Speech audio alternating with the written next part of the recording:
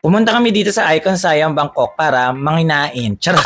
As a food vlogger ang person ngayon. So ayan, so medyo malayo yung yung floating market dito sa Bangkok. Lalabas ka pa talaga ng Bangkok. So kung ayaw mo nang lumabas ng Bangkok, guys, pumunta na lang kayo dito sa mall na to dahil ang peg ng mga restaurant dito it's floating market ganon. Ang dami-dami yung pwedeng pagpilian dito, napakadaming seafood. Ayan, nakikita nyo yan. Ang sarap! Ang dami-dami yung pwedeng pagpilian na kakainan dito, and then mostly talaga seafood talaga ang binebenta dito, pero may mga karne-karne din, ayan, katulad niyang baboy, and then ayan pa, pero ang sasarap, mas lalo yung hipo na yan, ay my god.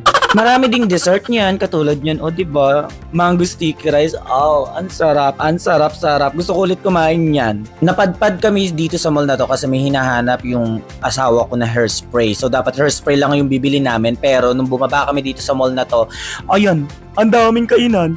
Ang sasarap pa ng mga binebenta. Ha, seafood is life.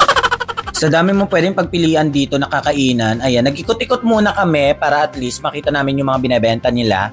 And then, sobrang dami. And then, ang maganda dito, hindi masyadong napagkadaming tao. So, hindi ka makakipagsiksikan. O, diba? May mga ganyan pa. At saka mura dito. Ang sarap oh. Oh my God.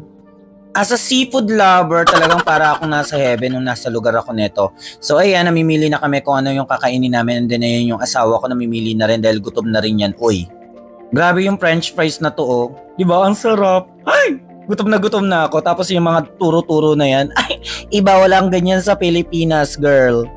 Pero once na pumunta kayo dito, halos lahat seafood talaga yung pwede nyo kainin dito. At kaka ayan oh, yung buhaya sa Pilipinas, niluluto na lang dito, sana lutuin din sa Pilipinas yung mga ganyang buhaya. Charot, eme lang po.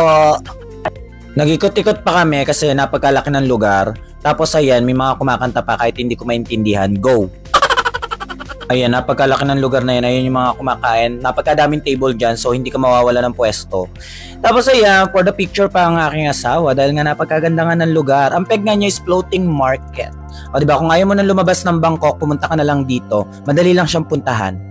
Nakapili na nga rin kami ng aming kakainin. Syempre, ang pipiliin ko yung napagkalaking hipon nila. O, diba? Ang sarap. Heaven. Tapos bumili na rin ako ng mga dyan, ng pusit. Tapos yung kanin na may egg. O, diba? Walang diet na magaganap dito. Tuwan-tuwa ang bakla, o. Ayan yung mga pinagbibili namin, o, diba? Walang diet dito. Ang sarap. Gutom ulit ako. Ayan yung sikat na hipon sa Bangkok, sa Thailand. And then yung rice na may egg. Tapos ayan yung hipon. And then bumili na rin kami ng buko para bongga. So ayan, dahil food vlogger ako ngayon, iingitin ko lang kayo kung paano ako kumain. Go! Ayan. Binidyo ko lang to para magutom talaga kayo eh. Kaya kapag pupunta kayo ng Bangkok, huwag nyo talaga tong kakalimutan na puntahan. Nakikita nyo yung hipon na yan? O diba? Ang sarap. Ay! Nagutom lalo ako, my God!